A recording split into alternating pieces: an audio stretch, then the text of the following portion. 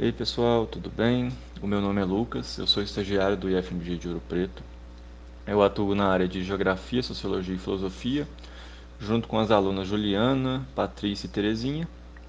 Hoje eu vou trazer um material para você sobre o conceito de mais-valia. Ontem mesmo a gente colocou lá na nossa plataforma do Google Classroom um mapa mental sobre o marxismo, sobre o Karl Marx em si, toda essa linha de pensamento sociológica. E hoje a gente vai aprofundar mais sobre esse conceito específico de mais-valia. Para a gente começar esse raciocínio, então, a gente vai voltar para o mapa mental que a gente trouxe ontem, fazer uma revisãozinha com vocês. Então, aqui, o marxismo ele foi pensado tanto pelo Karl Marx quanto pelo Friedrich Engels. Os dois são alemães, os dois viveram nos anos 1800. Dentre muitas coisas, o marxismo ele se concentra sobre a luta de classes.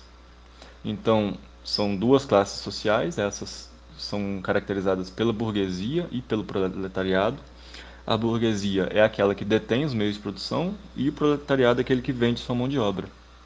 Essas duas classes sociais, elas sempre existiram em constante disputa ao longo da história, então em diversos momentos históricos a gente consegue definir quais seriam essas classes sociais.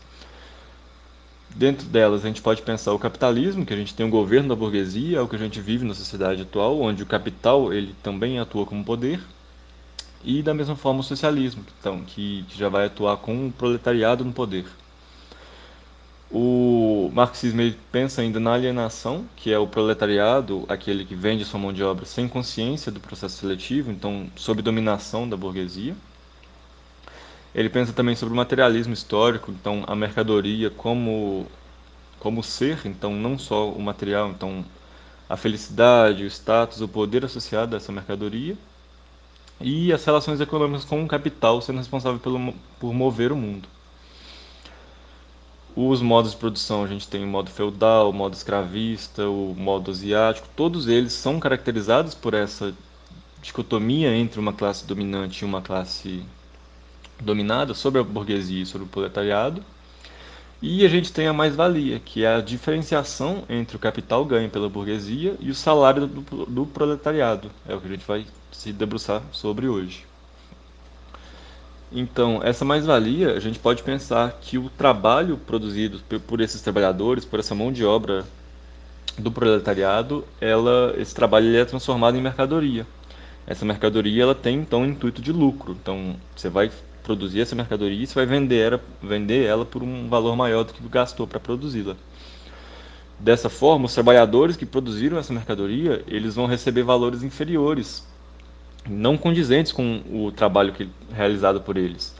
Isso então vai caracterizar uma exploração do patrão em cima do trabalhador que está se submetendo a essa situação por falta de oportunidade, por falta de alternativa na sociedade que a gente vive. Dessa forma, o lucro ele é destinado ao patrão, ao burguês, e dessa forma a classe detentora desse meio de produção, a burguesia, ela enriquece às custas da força de trabalho da classe operária. Isso vai resultar então no aumento das desigualdades sociais. A gente pode então pensar essa mais-valia como absoluta ou como relativa. A mais-valia absoluta. A gente tem um operário que realiza o trabalho num tempo X, então demora, por exemplo, 3 horas para ele produzir um bem. Só que se a gente calcular o valor monetário desse tempo, desse tempo gasto pelo trabalhador, vai ter uma diferença para o salário que ele recebe. Então, o trabalhador ele trabalha mais do que ele recebe. O lucro da burguesia, então, ele vai vir pela intensificação do trabalho, com o aumento das horas na jornada de trabalho do trabalhador. Então, o trabalhador trabalha X horas, só que o que ele recebe não está condizente com essa carga horária de trabalho dele. Então, isso vai aumentar o lucro do patrão e vai continuar aumentando a desigualdade social. Já a mais-valia relativa é uma mais-valia aplicada por meio da tecnologia, dos avanços tecnológicos, sobretudo que a gente experienciou na Revolução Industrial. À medida que você aumenta o número de máquinas, o número de ferramentas específicas numa fábrica, você está aumentando a produção e não necessariamente você está aumentando o salário dos trabalhadores. Então, dessa forma, a produção, o lucro que a burguesia está tendo, ela vai aumentar, vai crescer, enquanto o número de trabalhadores e o salário que esses trabalhadores recebem vai permanecer igual, se não diminuir. de novo, vai aumentar a desigualdade social.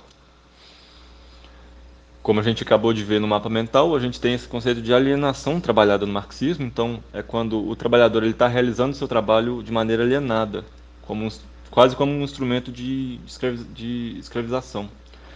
Ele está realizando esse trabalho sem consciência de como tudo isso funciona, sem consciência de que ele está cedendo a sua mão de obra para o lucro da burguesia.